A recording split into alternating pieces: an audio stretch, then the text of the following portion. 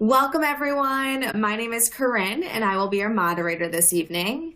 I am so excited to welcome Dr. Naif Sinada as our speaker tonight, as he will be covering what to do when a full mouth reconstruction fails and why that may happen. Before we get started, I would like to take a moment to go over some housekeeping. If you have a question, please type it in the box labeled "Have a Question" on the right side of your screen, and we will address them throughout the presentation. This webinar will be recorded, and everyone will receive a link of the recording within the next week. And CE is not available for this webinar, live or on demand. Dr. Sinada, thank you so much for being with us tonight. Welcome. I'll pass it on over to you now. Awesome. Thank you. I'm so excited to be a part of this. This is awesome. I wish I was with you guys in person, but hey, here we are, right? So Corinne gave a wonderful introduction. This is exactly what we're going to be talking about. We're talking about full mouth reconstructions, when they fail, and what to do when they fail, right? So let's just start off with the basics. This is going to be a bird's eye view because there's such a different subset of you guys. There's GPs, endodontists, periodontists, prosthodontists, some of you that do full mouth reconstructions, and some of you that have never done full mouth reconstructions. I want to cover, hopefully in this next hour, a bird's eye view of what I do and the topic that we just discussed. The most important topic, especially if any of you guys follow me, if you don't, my Instagram is @Dr. Sinada. Please send me messages. You all know that I'm pretty good with responding to messages there. But the most important theme that you guys hear me usually talk about is transparency and the importance of transparency in everything that you do, and especially in full mouth reconstruction. You know, in the era of social media, it's very often that we see deliveries, we see these pretty porcelain restorations, but we rarely get to see their follow-ups. We rarely get to see their failures. And I think that's a disservice to our field in dentistry in general. So I think it's just important to start off by saying the importance of transparency. Anybody that's followed me here before knows that I'm constantly posting my failures. I'm constantly posting what I do good and what I do bad, because I think that's really important. So transparency is not just important for you, but it's not just important for your patients and your colleagues, but it's also important for you. Because let's face it, failure is a part of everything that we do. Failure is literally everything that you do fails. Okay, and I'll get back to that concept here in a second. Because failure is not the opposite of success. It's actually just a part of success. And I really want to show you guys this concept and hopefully drive this concept home by the end of the day. Because, for example, if you look at my Instagram today, this is a picture that I took today. And this is one of the failures that I had today. The implants are all integrated, but you can see a massive crater. This is what real life dentistry is about. This is what real life full mouth reconstruction is about. This is what real life prosthodontics, real life implant surgery is about. So it's important to be transparent. And here I'm showing you a massive crater that no one other than me created. And it's important to show you that everything that we do fails. If you think about it, and I tell my patients this all the time, the one guarantee that I can give you is that what I do is eventually going to fail. And there's nothing wrong with that. And I think we need to be aware of that. The days of telling patients that an implant will last you forever, hopefully, are over, because implants don't last forever. The only thing that you don't do that fails is maybe on like a 90-year-old patient or a 100-year-old patient, right?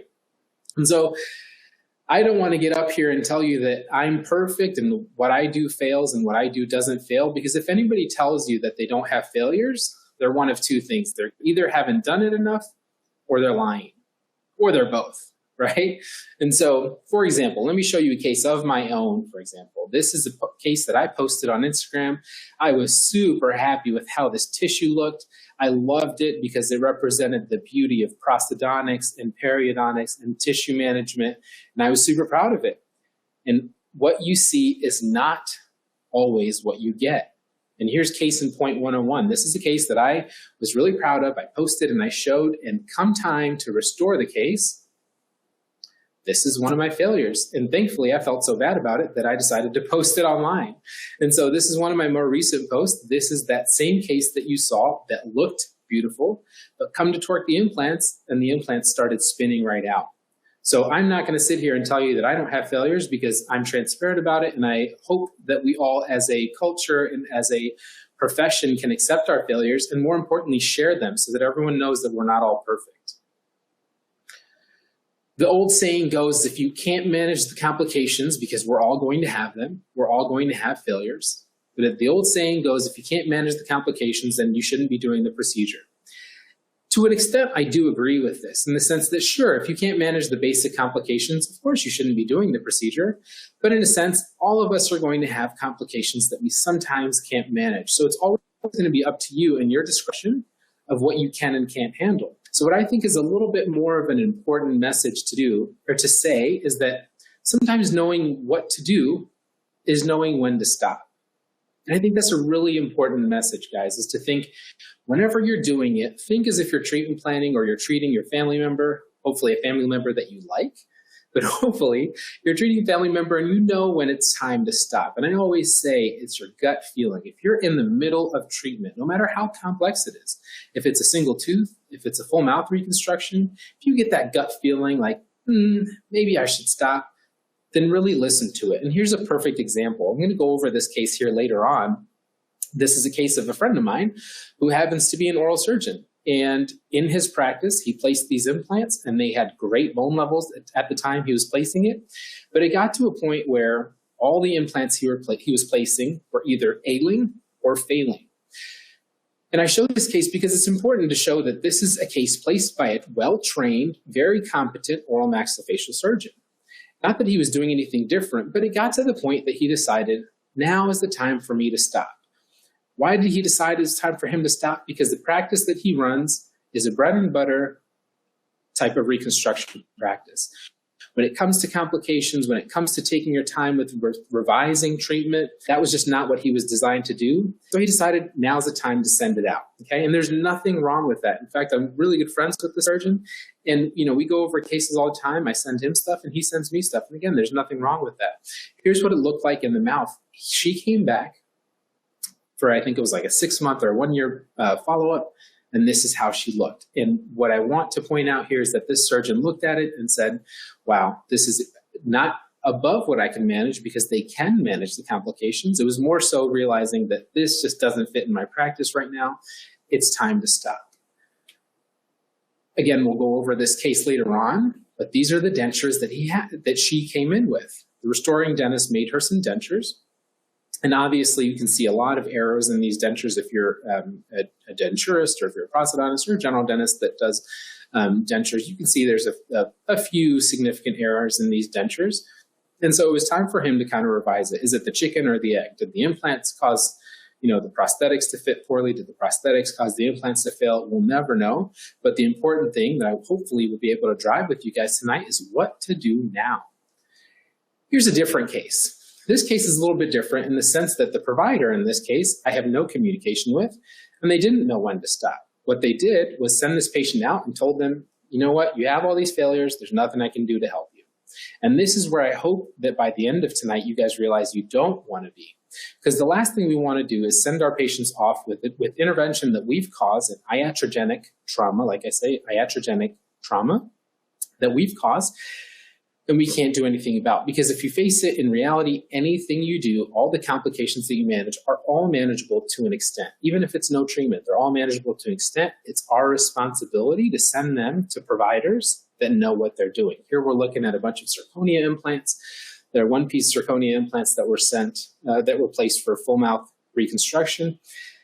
And this is the denture that was sitting on top of it. I mean, this is basic denture 101. You can see just from this photo that it's not fitting very well. There's a soft reline material that's very ill-fitting, just looking very sloppy. And one message that I'd like to take home from here is that every denture that we do is a full mouth rehab. I really wish we were doing this in person because I can get a count of, hand count and have people raise their hand and see what we do. So I'm just guessing and hoping that some of you have done dentures here or do them routinely and you can recognize this concept. Because really every denture that you do is a full mouth reconstruction. Full mouth reconstructions start with the denture setup. In the sense, if you think about it, a denture setup is a completely blank slate. You can do kind of whatever you want with the denture, right? You can move the teeth exactly where you want. So if you can't figure out a denture setup, then I would say that would be sign number one that we shouldn't be doing full mouth reconstruction. And so it always starts with the treatment plan. For this patient that we just saw, she has a bunch of zirconia implants. They're all placed for a full mouth reconstruction. I mean, I don't think you need to be a prosthodontist or a trained specialist to see that something's not right with this treatment plan. This is an indication for if all you have is a hammer, then everything looks like a nail. And I say that because I know this provider, and they are, excuse me, I wish you guys could see me because I was drinking water there, so excuse the pause. But this is a provider that places zirconia implants. Again, there's nothing wrong with zirconia implants, especially one-piece implants. They work great. The tissue around them is fantastic. But there's an indication for everything that we do. And in this case, this was not the indication for it. So I would say this is a failure of treatment planning. So where do we start with treatment planning? Again, this is a bird's eye view of treatment planning. This is a bird's eye view of what we're talking about. And what I want to hopefully delve into is treatment plan concepts. You know, we could talk about this for days about where to go with this treatment plan, what was done right, what was done wrong, what to do next. But the important thing and the important message that I want to send you guys and girls home with, is to treatment plan as if you'll do it again. I'm going to say that again because that's a really important concept, that you should treatment plan as if you'll do it again, whether it's a single tooth, a crown, a filling, a full mouth reconstruction, a quadrant, whatever you do, you should always approach the treatment and always approach what you're doing as if you're going to do it again. Because chances are, if you're not going to do it again, somebody else will. And I hope that if you take that message home, you'll realize how differently you can treatment plan when you're thinking about this. It'll hopefully, one, send you into a more conservative mindset, but it'll also make your treatment more predictable in the sense that when you come to redo it, you'll know exactly what you were thinking the first time. So where do we go from here? Let's kind of just back up a little bit, go back to the bird's eye view and look at what our current options are for all full mouth reconstructions. Like we talked about, removable dentures, those are full mouth reconstructions. Yes, they are.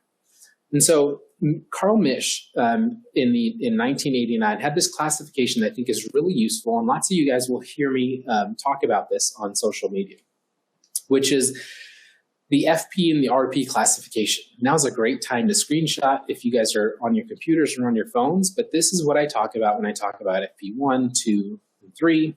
There's also an RP 4 and 5. And what the FP1 stands for, and this is a very clever way that Misch classified it, FP stands for fixed prosthetic.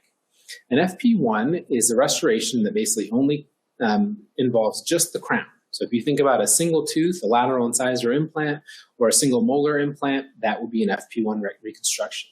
And FP2 would be a crown that's elongated, a little bit longer, or it includes part of the root on it.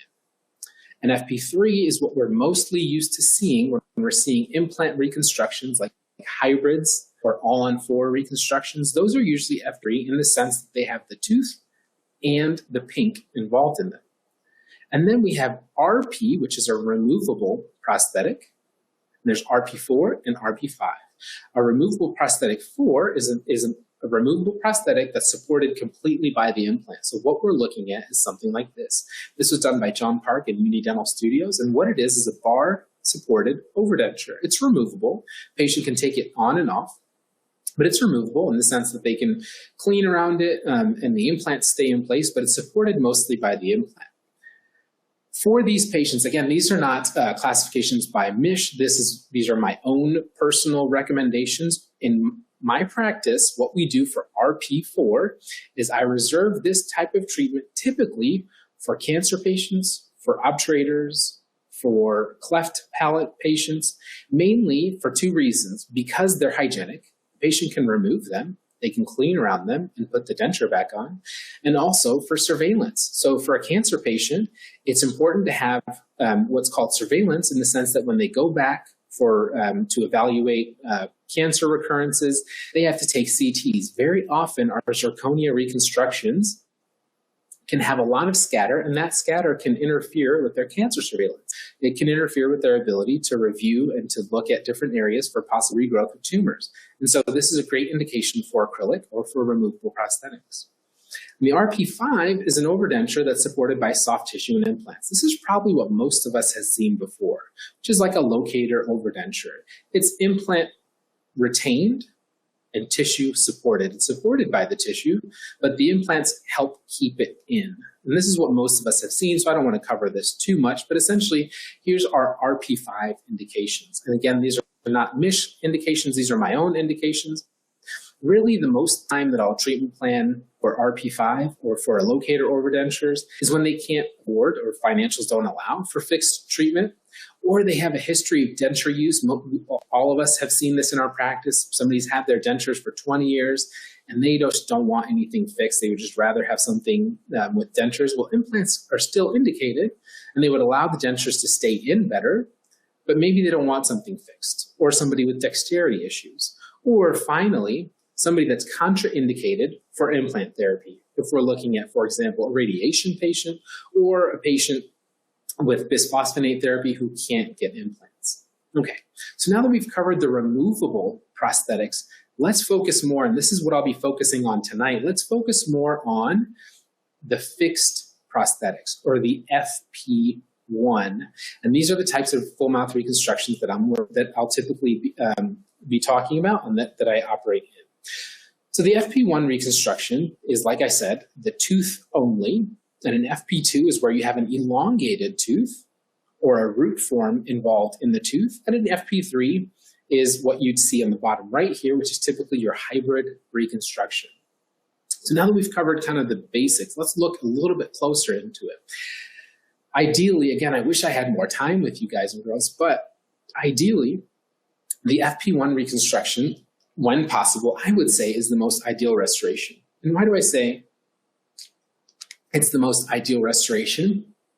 Is because treatment planning for an FP1 is symbolic of the fact that you're going to have to go back and redo it eventually. And so if we treatment plan and execute an FP1 properly, here you're looking at a 4-year follow-up of a patient with implant reconstruction. This maxillary arch and mandibular arch are all implant born. There's no teeth or crowns there, but you can see they all look like crowns. And eventually, not if, but when these implants in crowns fail and we need to redo it, well, we still have the option of going back and placing implants deeper. We still have the option for bone reduction, etc. So for those of you that are in this full arch arena and that you understand a little bit more of what I'm talking about, you'll appreciate the fact that by treatment planning and executing an FP1, it gives you an out. It gives you a second option down the road when you need it. Now for an FP2 reconstruction, I don't typically do these, but I do them when it's indicated in the sense that biology has given me some bone loss already. I can't really vertically grow bone that predictably. Instead of reducing bone, I'll still make an FP2 reconstruction. And here you can see it's an FP2 reconstruction because in the tooth area number 6 and 7, or teeth number 1, 3, and 1, 2, there's root form there. They appear to be longer. These typically aren't your normal crowns, but there's still a successful reconstruction in that we have good tissue pressure around there. And this is a 3-year follow-up showing stable tissue levels across the arch. This is what we're used to seeing most often in FP3 reconstruction. Notice that I was showing you the follow-ups here. 4-year follow-up for the FP1, 2-year follow-up for the FP2, and here's an FP3 with a 6-month follow-up. We've all seen our social media posts show off this stuff and being like, look at my restoration. I am guilty of this. This is a restoration that I placed and that I posted and was really happy with it. 6 months later, this same reconstruction presented, and this is what it looked like at delivery. Now, 6 months later, they came back in, and I want to show you what it looked like. Remember, if anyone tells you that they don't have failures, they're either lying or they haven't done enough, or both. And I'm showing you this particular failure because it looked beautiful to begin with. But now when we look a little bit closer, this is my failure. What are we looking at here? The important thing is to not just address that you did have a failure, but like we talked about, to be transparent with it. Not just transparent with the public, but transparent with yourself, because it's really important that we learn from our failures. And in this case, we have 3 main concepts that we're failing on, and that hopefully you guys can learn from your failures in these 3 aspects. So when you break it down, I want you to look at 1, soft tissue. Soft tissue is always the most important concept. Dr. Salama has always talked about this. I would rather have thick tissue and very little bone than a lot of bone and very thin tissue. In this patient, we've got very thin tissue. He's also deficient in the hard tissue. And then most importantly, or most obviously, I should say, he's had a prosthetic complication. If you look right down the midline, I don't know if you can see my mouse here, but if you look right down the midline, there's a nice little split down the middle there. So what I want you to learn from your failures is those three concepts. Let me go back here. What I want you to learn from your failures whenever you look at failures, because you will have failures. If you don't have failures, you just haven't done it enough. You haven't seen them yet, but you will have failures. And so when you look at your failures, I want you to look at your soft tissue, your hard tissue, and your prosthetics. What's gone wrong and where? In this case, let's look at the prosthetics. Fractures do happen. As much as we like to treat and plan properly, as much as we like to do everything by the book, in this case, we had 20 millimeters of thickness. This is a complication of not enough bone reduction. We've had plenty of bone reduction, but we still had a complication of a fracture. And at some point, don't beat yourself up about it. At some point, this stuff happens. So let's back up. We've all heard, again, I wish I could see your guys' hands here, but we've all heard of this, the life cycle of a diseased molar. Yeah? And what it basically is saying that you start off with a healthy tooth. Then that healthy tooth gets a cavity, the cavity gets a filling, the filling gets a replacement filling, then the replacement filling gets a crown, crown turns into a root canal, and the root canal eventually turns into an implant. A few messages to take home from here. One is that an ounce of prevention is worth a ton of intervention. Right? So as much as we can do to keep these teeth in the back of the cycle, the better. So how does this apply to what we're talking about tonight? It applies mainly in the full mouth rehab spectrum. And this is just a small little diagram that I want you guys to follow along with me here. On the left side of this diagram is preventive dentistry. On the right side of this diagram is full mouth rehabilitations. And full mouth rehabilitations being more aggressive, and then the green side being more conservative. A few concepts that I really would love to drive home by the end of the night here.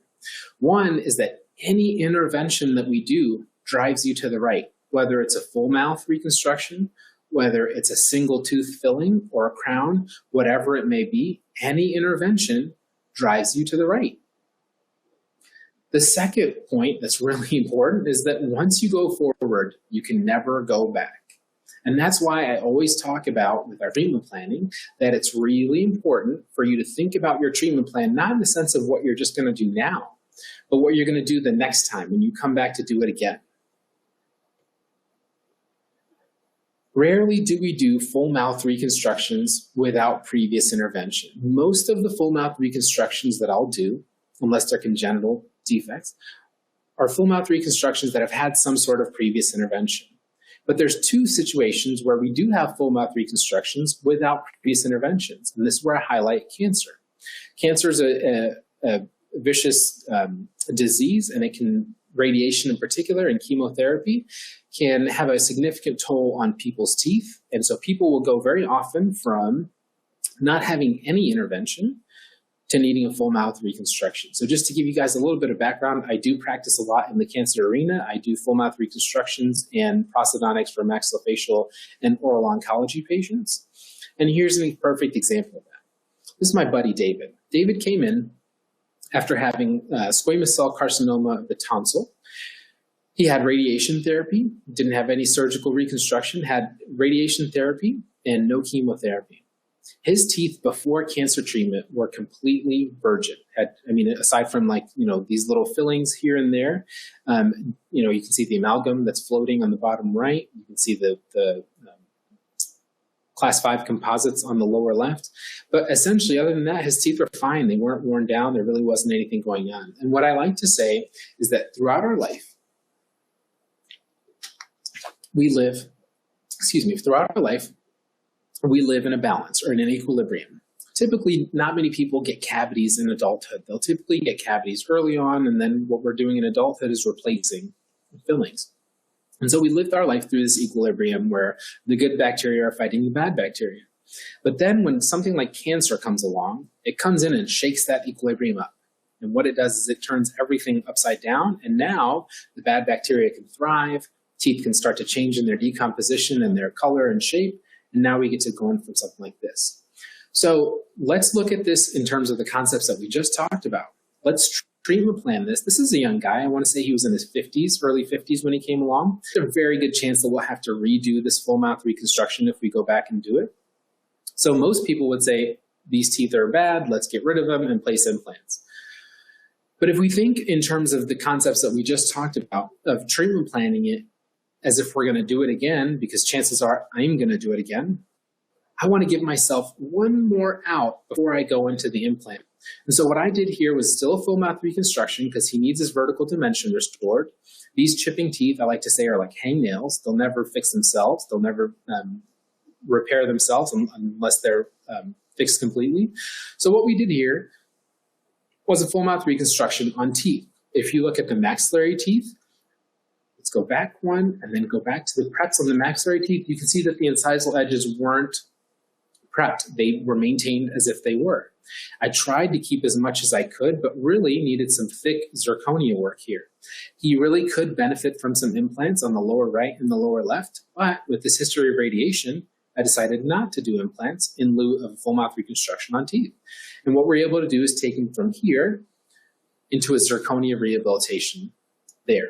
We've been following David for about 2 years now, and thankfully all his teeth are intact with no recurrent decay and no chipping. So this is a fantastic example of how we should treatment plan stuff with the end in mind, how we should treatment plan stuff with the next time we do it in mind. Okay, the second concept that we talked about with that full mouth reconstruction spectrum was that once you go forward, you can't go back. So once you've done an intervention, whether it's a crown or a full mouth reconstruction, you can't undo it. And so most often I'm having to redo it. And there's nothing wrong with redoing it. It's just a part of life. Just like I said, everything that we do fails. So here's a patient of mine who's a wonderful patient who's actually the wife of a close friend of mine who's a referral and a dentist. So she came in, she's got amelogenesis imperfecta.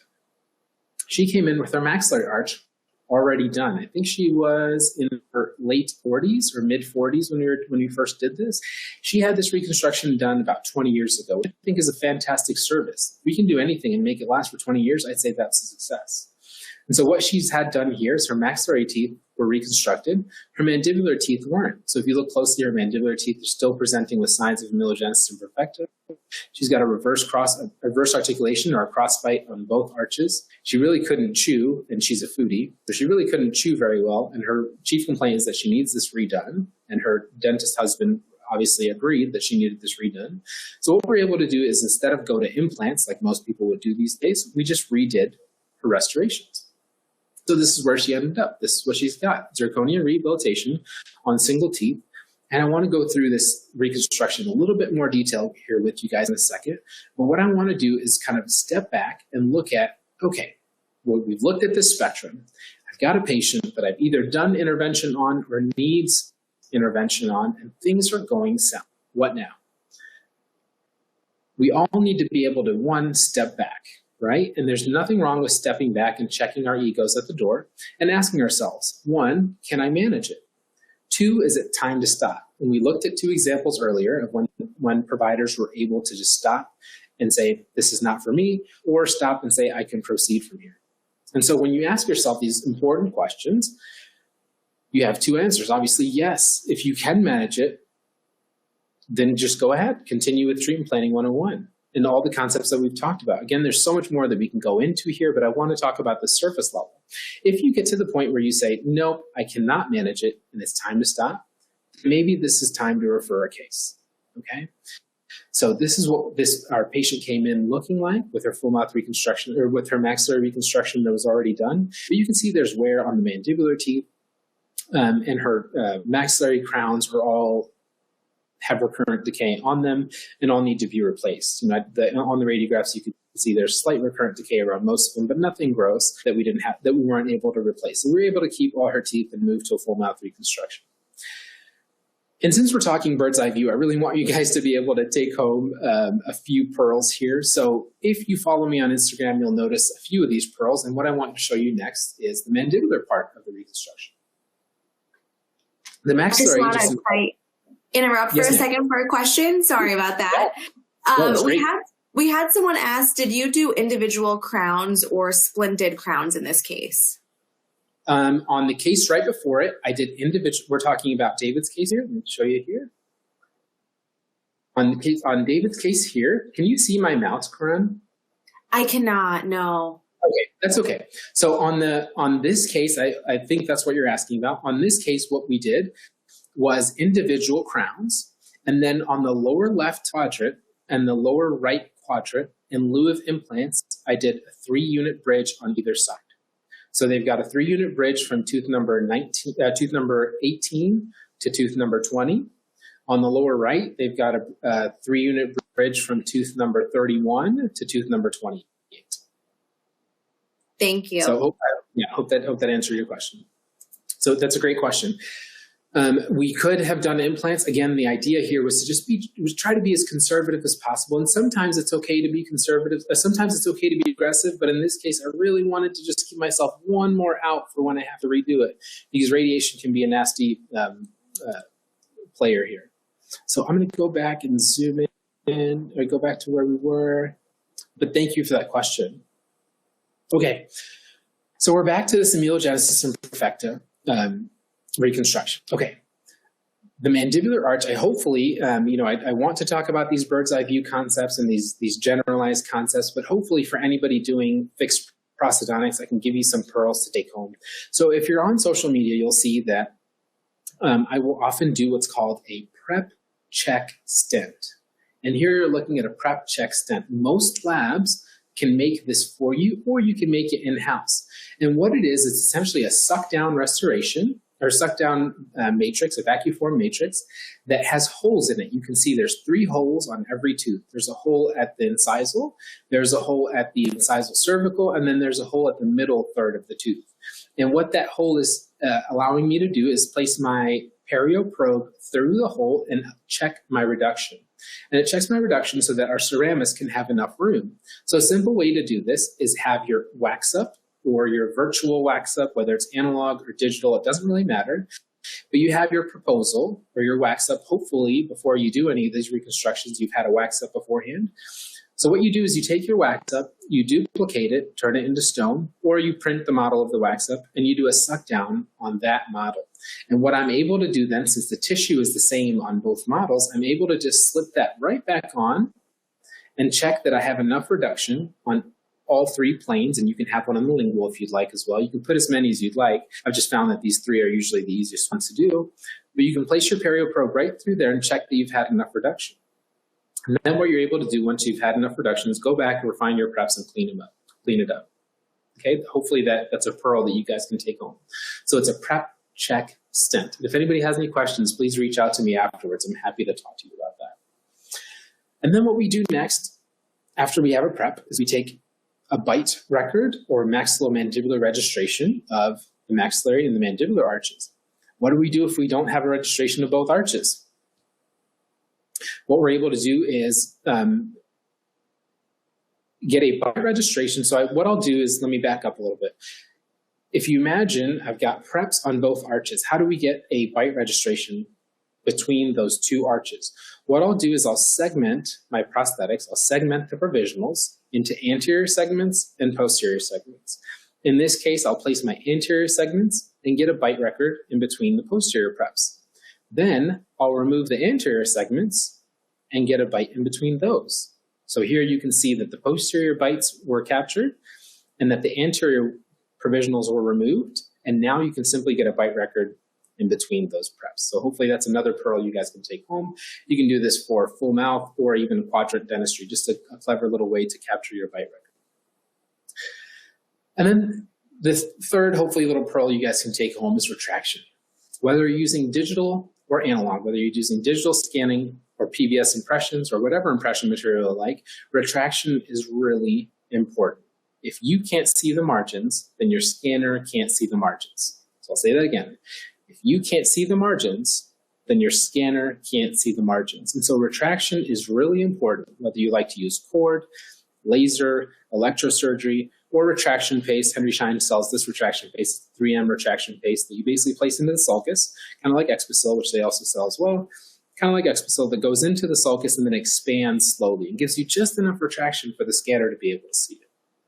And then what we're able to do is finally, after we've got enough retraction, We've got our impressions done. I'm able to go into the provisional phase, and I'll always temporize our cases with prototypes. And there's no such thing as having temps that are too good. Okay, temps that are too good don't exist in our world, because you have to prototype your provisionals before you send them home.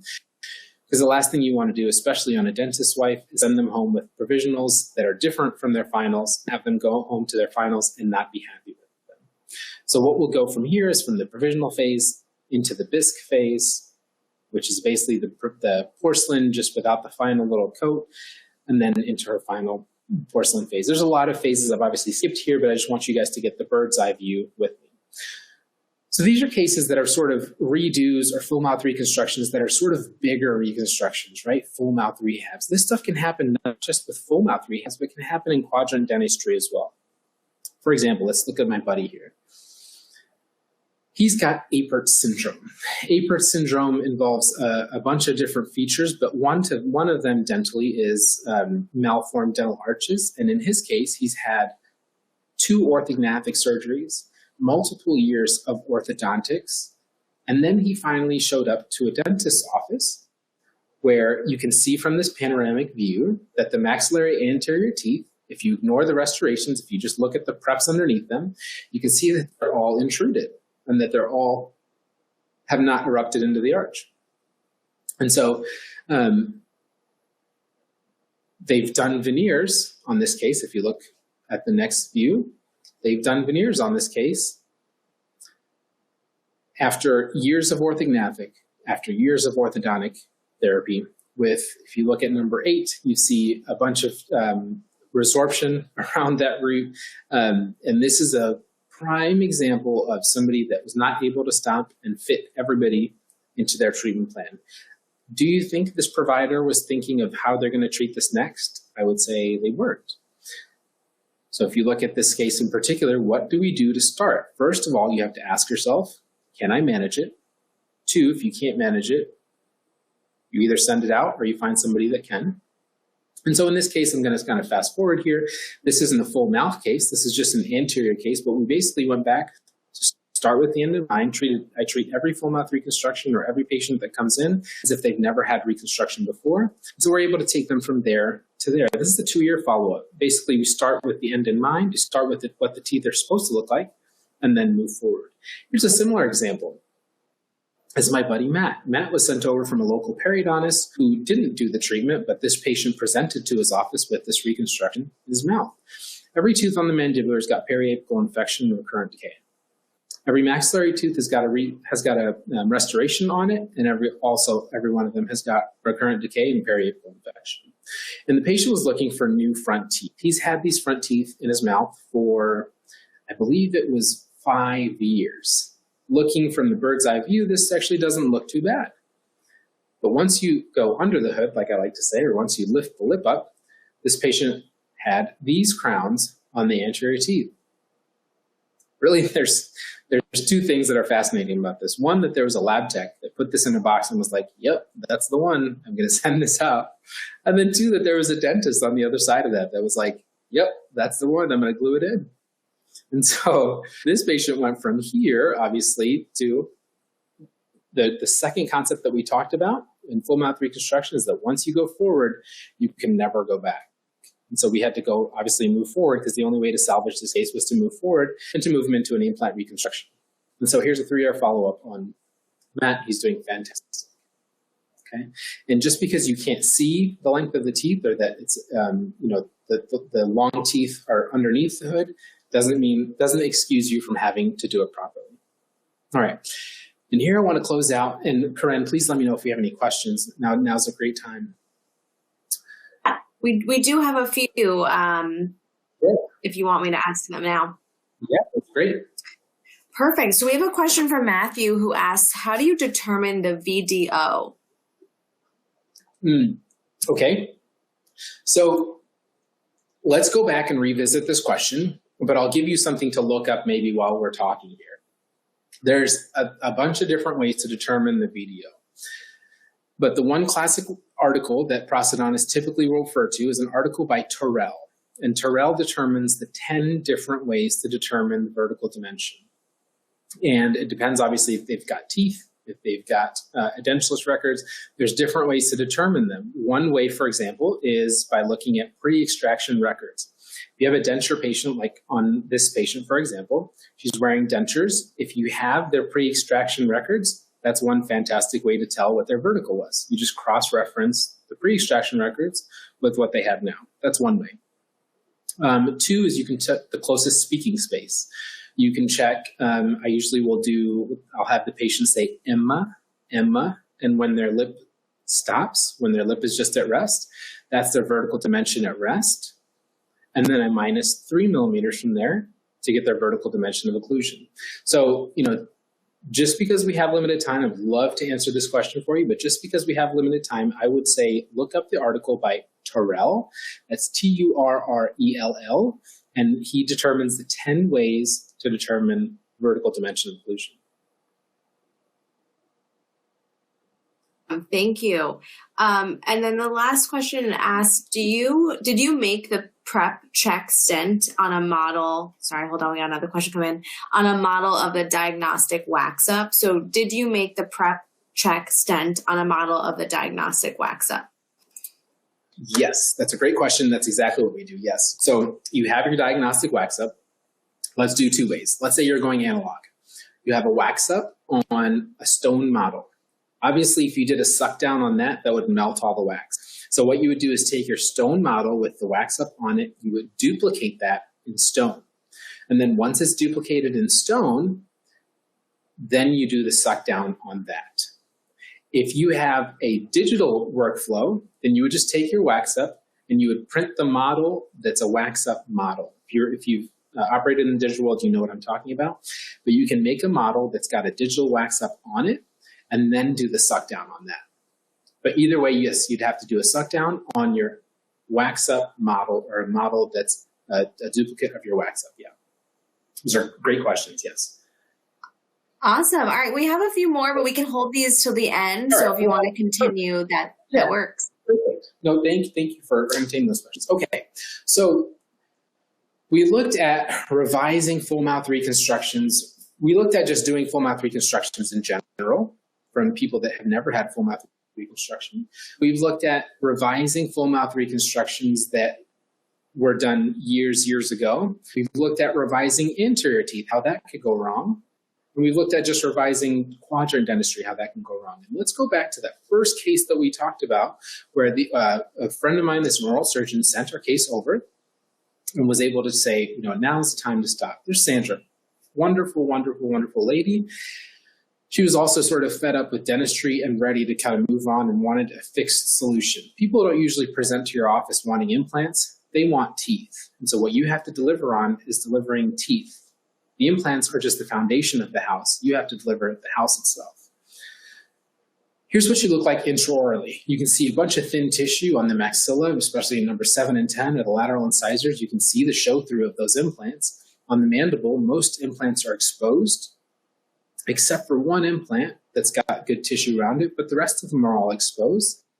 But more importantly, and the worst part about this, is that all the mandibular implants weren't failing. They were all fully integrated. That makes it a little bit harder, right, to pull out integrated implants versus pulling out soft tissue integrated implants.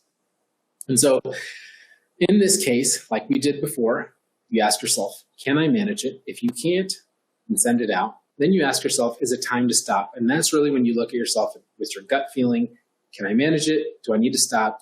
And if the answer to either of those is I need to send it out, then now's the time to do it. Here's what our maxillary arch looks like. These are cover screws on these implants. These aren't even healing abutments, and you can see that the tissue is completely receded around them. And if the tissue is receded around them, that means the bone's receded around them. And the same thing for the mandible as well. So if you look at our panoramic radiograph, you can see that there's a bunch of bone loss on a lot of these implants. And if they're not failing, then they're surely ailing. Here's the denture that she had. Very often we'll get these where the denture setup on paper and the denture setup here and on the model and in these pictures look great. And it really is not just aesthetically that you can change, but within the patient's face, they just don't feel like it's right. And that's exactly what she came in with. She came in with these dentures saying, yeah, they look good. They just don't feel like my teeth.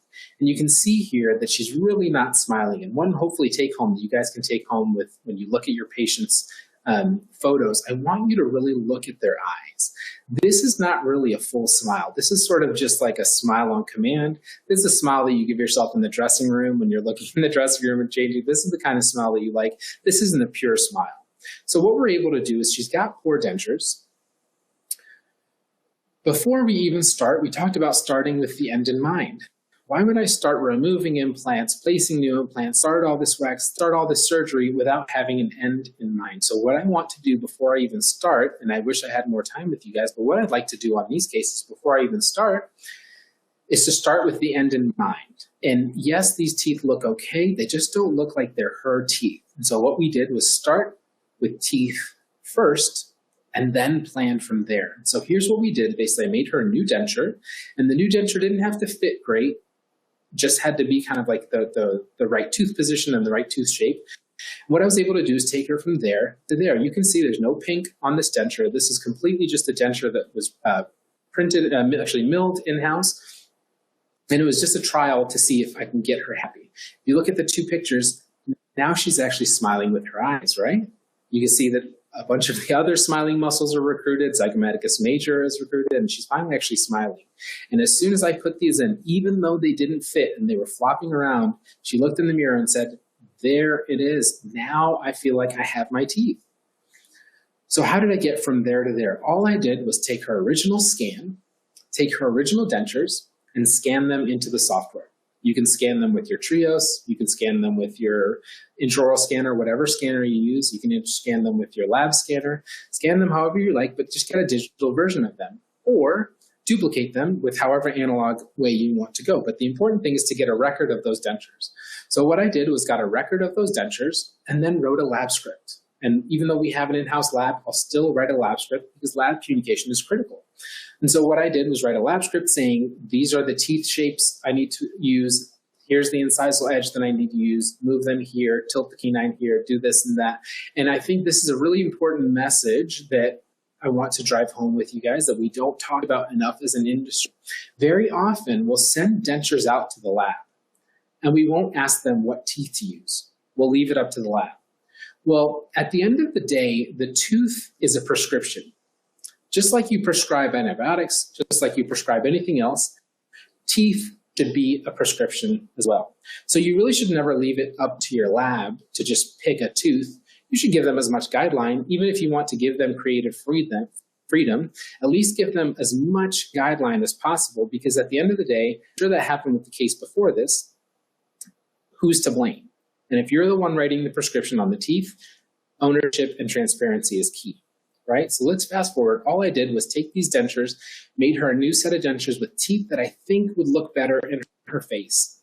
Better size, better shape, better location, and just milled out a conventional copy of her denture. So the intaglio is the same as what her denture looked like. So if you go back to this picture here, I just copied the intaglio of those dentures, but changed the tooth shape. But since I know these dentures don't fit very well, I went back to this milled copy and did a reline. And you look at, here's PVS impressions. This is light body impression material on the inside of both dentures. And what I did with those dentures is basically take a reline. Just because you're in the digital world doesn't mean you can't hop back and forth between the analog world. So once I have a reline here, then I take the reline dentures back and I scan those in, and we're back into the digital world. Okay? And we can go back and visit this if anybody's got any questions.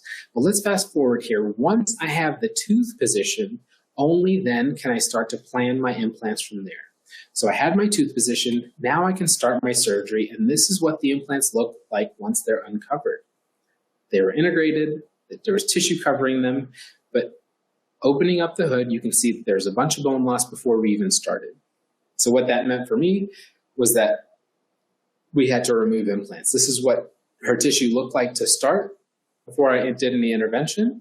On the bottom, those implants were integrated, but on the top, it didn't take much for me to just wiggle those out. Here you're looking at me just using a regular little spade elevator and just extracting one of the implants. And then on the left side, here's an implant removal tool, and that backed the integrated implant, but it was an ailing implant. Even though it wasn't failing, it was ailing, but a removal tool to remove that implant. And then we'll go into the digital world, which almost all of my surgeries, 99% of my surgeries are planned for a digital workflow. Here's guided surgery for her prosthetics, and I'm happy to talk about this later on if you guys want to, but this is guided surgery. She's got pterygoid implants, anterior implants for a full mouth reconstruction on the maxilla. And moving on to the bottom, remember all those implants were exposed except for that one implant on the lower right that wasn't exposed, but this is what they look like under the hood. And to fast forward, you move from here into a fixed prosthetic that's made out of acrylic, fixed onto new implants. This is how she left that day. You can see on the right side, her bone was very soft, and I went to a dual zygoma approach on the right side. And on the left side, we have conventional implants. But I want to show you this because remember what we first talked about is that transparency is important. I could totally just show you this and say everything went great, but in reality, it didn't. So in her case, if you look at the lower right implant, looks fantastic, completely covered in bone. She came back 3 to 6 months later. I can't recall exactly when it was. She came back 3 to 6 months later, and that implant had completely deintegrated. All the other implants worked, except for that lower right implant. So I had to rescue it. But in the process of rescuing it, I asked myself, can I manage this complication? Is this something within my wheelhouse? And if the answer is yes, then proceed. If it's not, you have to find a team or somebody to help you to do that. So what we're able to do is take her from there. We have a zygomatic / conventional approach / pterygoid approach, and an all-on-4 restoration on the lower on the mandible. And we took her from her denture, a removable denture that's ill-fitting that she wasn't happy with. And then what we did was take a tooth setup that she approved and converted that tooth setup into a zirconia restoration. Here's a beautiful restoration by Kite Saito, one of our ceramists here, who's so talented. If you guys don't follow him on Instagram, please do. He's fantastic. But he was able to turn our creation into porcelain, full mouth porcelain on the maxilla, full mouth porcelain on the lower.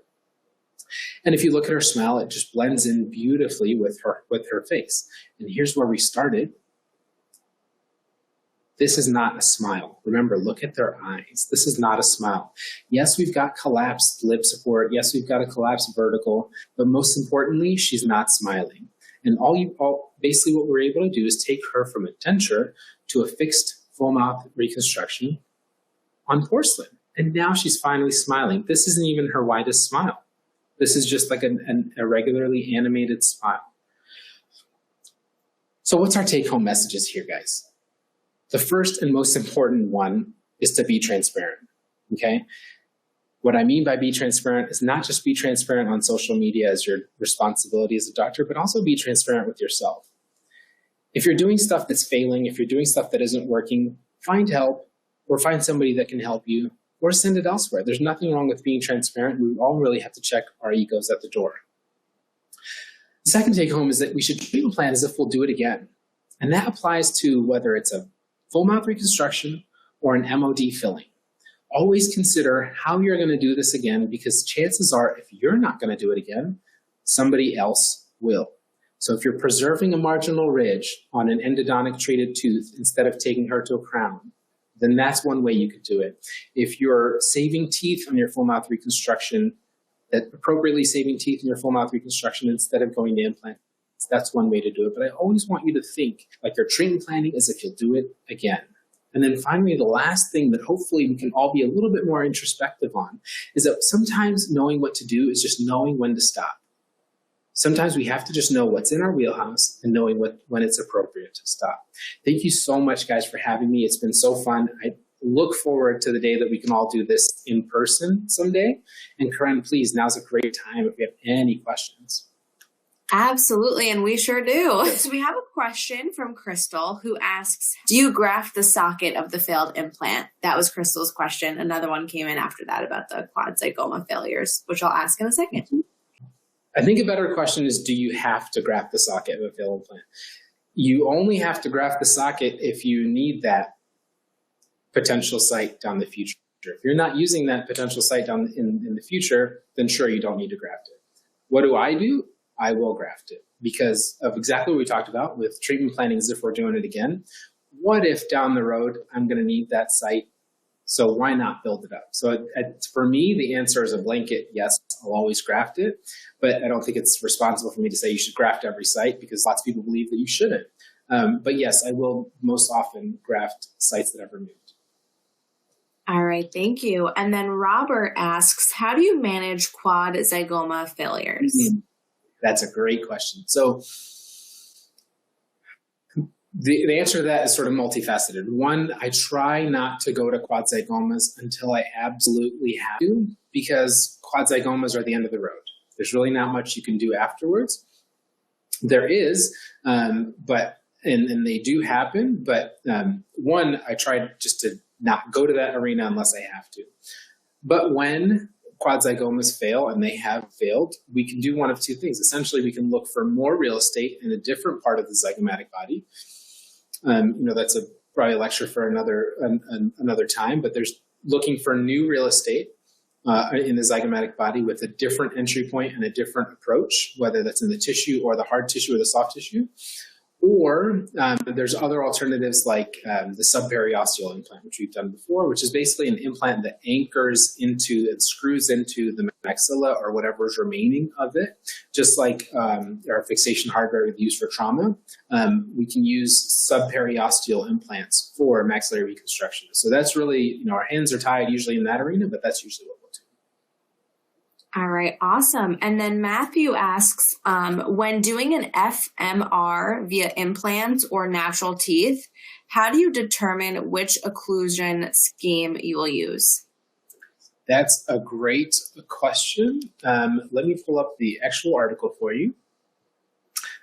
So there is an article that reviews exactly that. For full mouth reconstruction on tooth-borne cases. Give me just a second. I'm pulling up an article for you to see here. That's okay.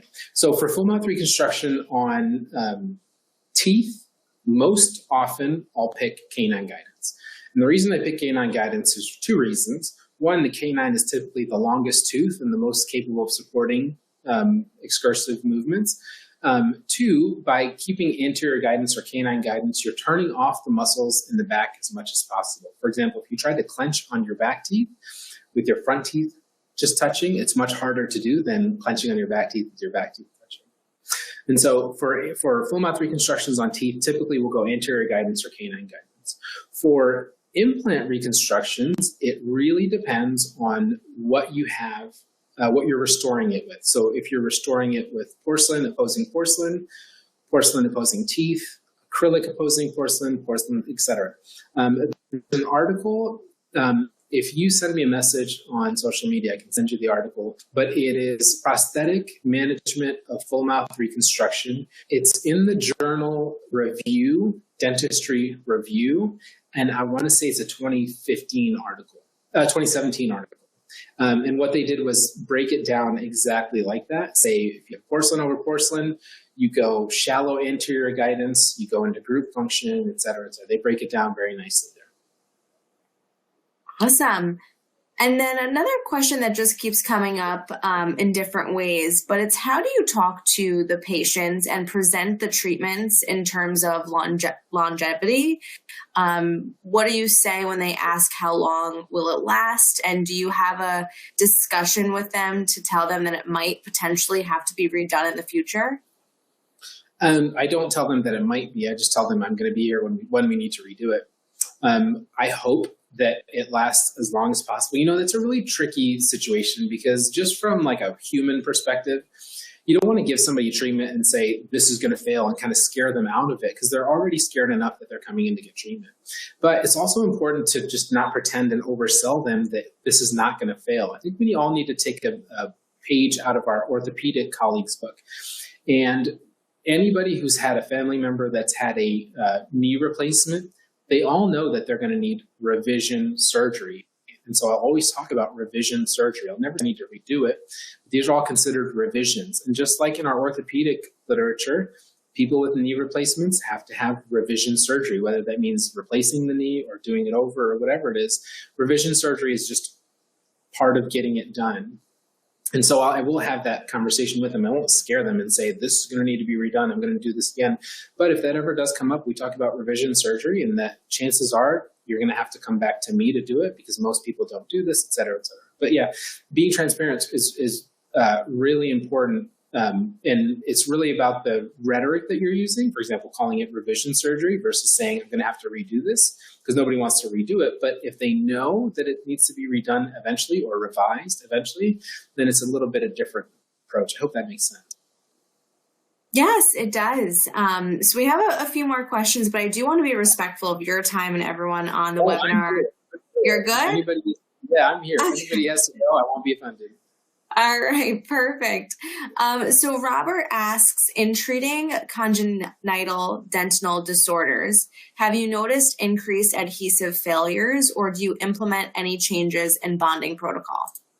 So great question, Robert. The question is with congenital dentinal disorders, I think you mean dental disorders. The reason I say that is with dentinal disorders, if we're talking about the dentin, then yes, 100% adhesive failures. But if we're talking about just congenital disorders in general, let me back up. The important thing, and I always say this, is there's multiple treatment options. There's tons of ways to do what you have to do, but there's only ever one diagnosis. So to answer your question, it all depends on the diagnosis. If we're talking about amelogenesis imperfecta, it's the enamel that's defective. So once you remove the enamel layer, you're just dealing with regular dentin. So whatever your bonding protocol is, if you believe in your dentin bonding or you trust your system for dentin bonding, then it shouldn't be any different than any other full mouth reconstruction. But if you're talking about dentinal disorders like dentinogenesis imperfecta, then that might affect it. So it's really important to talk about what the diagnosis is. So ectodermal dysplasia, for example, the enamel most often is very well intact and is not affected. And so, no, you can totally have enamel bonding. You wouldn't have any adhesive failures or very rare adhesive failures, etc. So to answer your question, for amelogenesis imperfecta, for example, where the enamel is defective or the dentin is possibly defective on dentinogenesis, I rely more on conventional prosthodontic retention. I know that's sort of a taboo these days, but I rely more on a conventional crown prep, retaining resistance and retention form, retaining my crown prep, rather than bonding. So where on a normal patient, or on an unaffected patient, where you could potentially bond like a tabletop onlay, you can't really do that with dentinogenesis imperfecta or amelogenesis imperfecta, and so you'd have to sort of rely on a conventional resistance and retention form crown. Okay. Great. And yeah, he did follow up saying he was meaning osteogenesis, imperfecta, dentin dysplasia, etc. So, okay. Bingo. Yeah. Awesome. And then Carlos asked, for patients with TMJ disorders, do you treat them the same way? Yes and no. Yes, in the sense that we have to have a tooth set up before you start. You always have to have the end in mind. So in that sense, yeah, of course, I treat them the same exact way. But do I spend a little bit more time on the front end, making sure they're asymptomatic and making sure this tooth setup is more appropriate? Yeah. So on patients with TMD, yes, we would spend a little bit more time making sure they're asymptomatic, making sure we get their jaw position in the correct position with that tooth setup and maintaining that jaw position throughout treatment. Thank you. Jesse asks, how do you communicate with the lab where to place pink porcelain? Ooh, that's a great question. It's a tough question. Hopefully you can communicate with the lab before you start your reconstruction. So hopefully, after kind of listening to what we talked about today, you'd have an idea before we even started whether you would need pink porcelain in your final reconstruction. If you haven't, and if you're to the point where you need to communicate pink to the lab, it's no different than you would on a denture. So just like we first said, every denture is a full mouth reconstruction. Every hybrid is a denture, and every denture is a full mouth reconstruction. So if we're talking about pink, you communicate it however you would typically communicate. If you have for example, let's say a wax rim, you could do a wax rim that's supported, that's implant supported, and then mark on that wax rim where you want teeth, and you'd have many opportunities to communicate with the lab at that point. So if you have a wax rim, You can have a tooth setup, come back and wax, try that in, and then at that point you'd be able to communicate to the lab whether you'd like more pink or less pink showing. Unfortunately, this is a topic for another webinar, but in our world, we're communicating in the digital world, where we're able to communicate that virtually. We're able to move that pink and that dynamic lip position virtually and communicate that way. All right, thank you. Steve asks, how do you design anterior and canine guidance digitally that results in such nice results on immediate temps on your Instagram feed? Thank you. Thanks so much, Steve. So from your tooth setup, since you have a tooth setup to begin with, from your tooth setup, all tooth setups, whether it's virtual or analog, let's go to the analog world, for example. You would have a cast mounted on your articulator, and your articulator would have settings on there. And those settings you can set and program to averages. What the digital world does is you can still program those same averages, but what you're able to do is simulate those movements in the virtual world and see whether they interfere or not. So unless it's somebody asymptomatic, typically I'll try to maintain those same movements and maintain those same averages that we've determined from their pre-existing setups to keep them in canine guidance, and so or in anterior guidance. And very often, obviously, hopefully we don't have any adjustments, but when we do need adjustments, what I'm looking for in the initial stages is freedom. What I mean by freedom is not that I'm looking for perfect, precise canine guidance with, what I'm looking for is no interferences, and that when you ask a patient to move left and right, they're able to move with freedom and there's no interference. We've all had patients, for example, that you put them in a denture, you ask them to move left and right, and their jaw is just completely locked. And it takes them a lot to kind of move that jaw. That's the opposite of freedom. That's where they're locked in. What I would like to see is that when they come down close together and they move left and right, they can just freely, you can see that jaw kind of sliding left and right. That tells me that the brain is not interfering with any teeth movements on the bottom. Obviously, you still have to dial it in, but that's really the initial part, is getting that freedom first. Then once you have that freedom, obviously you can move into the final stages and dial it in every time. All right. More questions are coming in. All right. So our next question asks, when do you choose to place a zygomatic implant versus a sinus lift? So that comes with what we talked about with if everything you have is a hammer, if all you have is a hammer, then everything's like a nail. You could place zygomatic implants on everyone, right? Literally everybody has a zygomatic. So you could just skip the sinus lift on everybody. But it kind of boils down to what the patient wants. If immediacy is a concern, really the main difference between those two is not survival. The survival rates of those implants are the same. The main benefit you get with the zygomatic approach is that you have immediacy. You can place an implant much quicker, and you can load that implant much quicker than conventionally if you had a conventional lateral window sinus lift and you had to wait 6 to 8 months and then come back to place it, et cetera. So it really depends on your workflow, your patient's desires, and all that on what they would need. All right. Kelly asks, what digital program are you using that allows you to mimic the occlusal articulation? All programs will allow you to mimic articulation. I'm pretty sure any design software, whether it's 3Shape, exocad, Zirconzon, you name it, they all have occlusal articulation. You just have the important thing is your technician has to know how to use it. All right. And she just followed up by digital articulation. I mean, yeah, they've all got excursive and protrusive movements in there. Yeah. Perfect.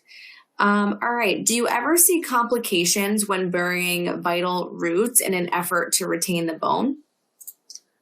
Great question. I hope I'm saying your name right, Chiquita. That just like with anything you do, if you do it enough, you will have complications. The important thing is to recognize how often those complications are happening. The literature will tell you that it happens on vital roots that get infected. It happens on about less than 1%, just under 1% of vital roots that are submerged will become infected. You would assume it's more, but less than 1%. What that means, it's a great number, that less than 1% of these get infected. But what that also means, if you do 100 of them, you're going to have one get infected. In that first image that I showed you where that had that massive defect, that's exactly what happened. I had a vital root that became infected. But obviously I'm doing more than 100 of these, so if it happens 1 in 100, fantastic. If it's happening more, then I need to revise my protocols. Thankfully, I'm very OCD and meticulous about it, and we're just under 1% of that happening. Awesome. All right, 2 more questions. Kale asked, do you determine your, I could be pronouncing this wrong, osseous reductions digitally using CBCT and intraoral scans for FP3 cases? And thanks for the great lecture. Thank you, Kale. Thank you. Yes. Do I determine the bone reduction digitally? Yes, 100%. You could freehand it. Most people would. I think probably 80-90% of people these days would just get a denture and pick from there and kind of do it on the fly. But we've got the software. All of us have access to free software that will allow us to do it. So yes, I'll plan the reduction digitally. Sometimes, most often, I'll give myself a bone reduction guide so that I know how much to reduce. So I'm not over reducing or under reducing. But yeah, I've written a few papers on that, and I'm happy to share those papers with you if you send me a message. But yeah, you're able to do it digitally pretty easily, actually. All right. And apparently Riley has a fun one. I'm not sure what it means, but 911G23 or R8GWS? Silly question. 9/11. Next. All right. Dr. Sinada, can you end just on sharing again the name of the video article and then also your Instagram? Yes. Okay. The video article, you know what? Let me see if I can just Google it for you. It's by Turrell, Turrell, AJ Turrell, Turrell. And the name of the article is Clinical Assessment of Vertical Dimension. So if you just Google Clinical Assessment of Vertical Dimension, and that was in 1972. So yeah, if you look online, you'll be able to find that copy. And then the Instagram is at Dr. Sinada, so it's at DRSINADA. Thank you so much, you guys, for having me. Seriously, and thanks for sticking around. I know you guys have families and stuff to get back to, so thank you. Thank you for taking the extra time to answer these questions. I know everyone really appreciated it. So thank you, Dr. Sinada, for the wonderful presentation this evening. It really was outstanding. Awesome. And thank you all for joining us tonight. We did record tonight's webinar. That was a question as well. So we will email the recording out sometime in the next week if you want to refer back to any of the content. We also would appreciate your feedback via our survey that will pop up on your screen shortly. Thank you all for joining us. We look forward to seeing you on future webinars. And thanks again, Dr. Sinada. Thank you. Have a great night. You too, guys.